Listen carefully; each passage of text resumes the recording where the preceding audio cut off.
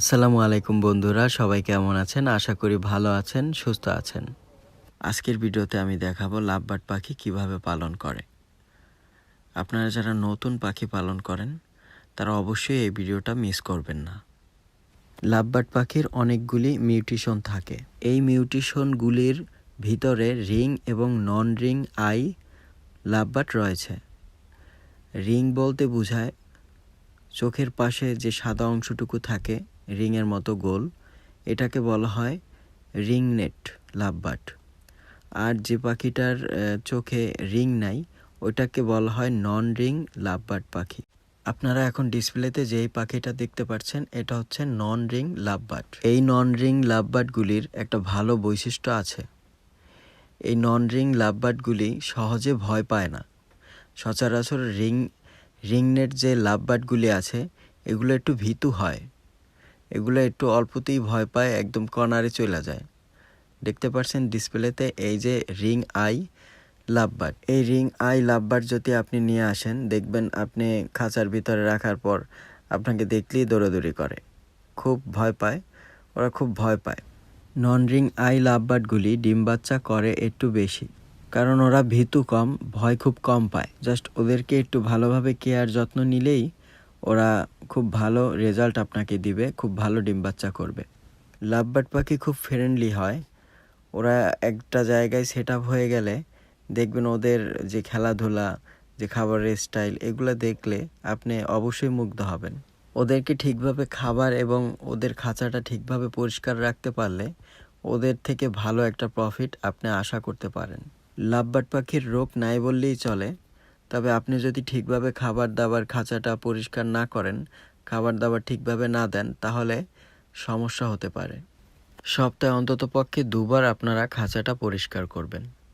Lovebird পাখিদের খাবারে কি কি রাখবেন এই সম্বন্ধে আমার একটা ভিডিও দেওয়া আছে, আমি অবশ্যই আই বাটনে দিয়ে দিব। আপনারা যারা লাভবার্ড পাখির খাবার সম্বন্ধে জানেন না অবশ্যই দেখে নেবেন। আপনারা নতুন যারা পাখি পালক আছেন আপনারা অবশ্যই সব কিছু জেনে বুঝে পাখি পালন করবেন। আপনার পাখিদেরকে কি কি খাওয়াবেন এবং কি কি খাওয়ালে ওরা ভালো থাকবে, কি কি খাবার দিলে ওরা ডিম বাচ্চা করবে এবং ওদের ভিটামিনে ঘাটতি হবে না, সেই বিষয়ে অবশ্যই আপনার জানতে হবে। না জেনে শুনে যদি পাখি পালা শুরু করেন অবশ্যই বিপদে পড়ে যাবেন।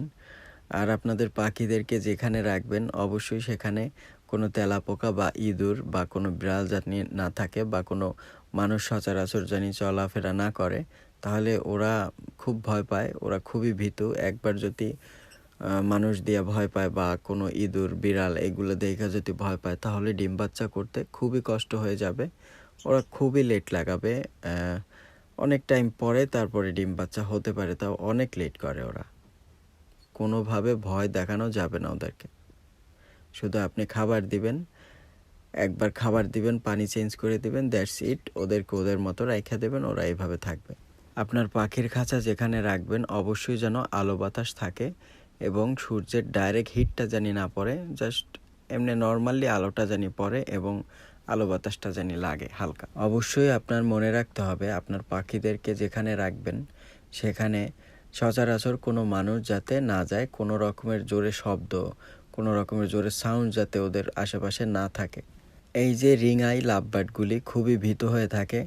দেখেন আমি খাবারটা দিয়া সামনে একটা মশারি দিয়ে রাখি যাতে ওরা আমাকে দেখতে না পায়। আমাকে চিনছে, তারপরেও আমি চাই না যে ওরা বাইরের সাইডের কিছু দেখা ওরা ভয় পাক।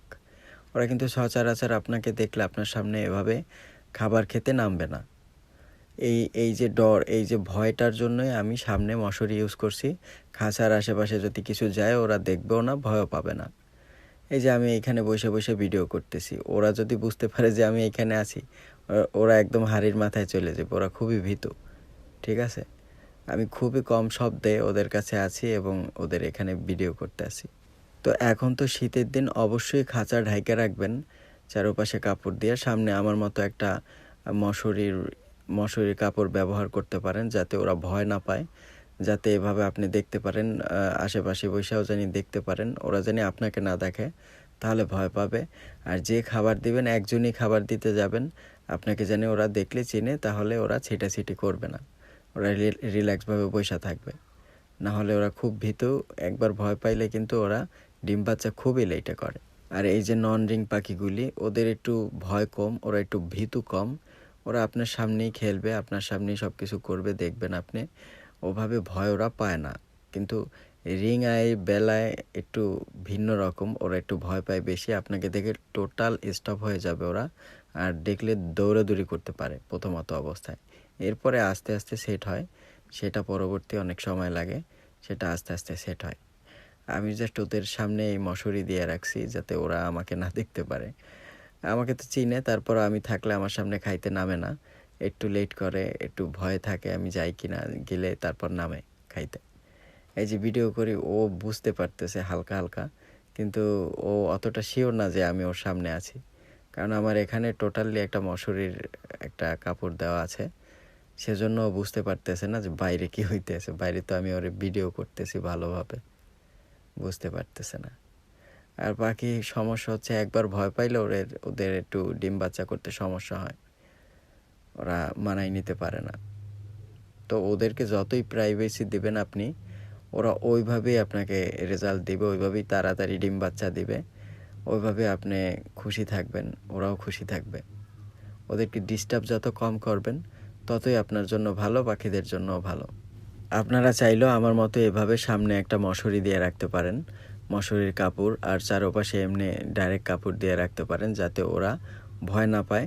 জাস্ট খাবারটা দিয়ে আবার মশারি ওইটা লাগাই দেবেন চারপাশে সুন্দরভাবে, তাহলে ওরা বাইরের কিছু দেখলো না, বাইরে যদি বিড়াল থাকে, ইঁদুর থাকে, ওগুলাও দেখলো না আর ভয়ও পাইলো না। ওরা ওদের মতো থাকলো আর সেভও থাকে, কোনো পোকামাকড় বা তেলা পোকা, এই যে বড় বড় দেখা যায় ফাঁক, এইগুলা থেকেই ঢুকে যায়, ঠিক আছে।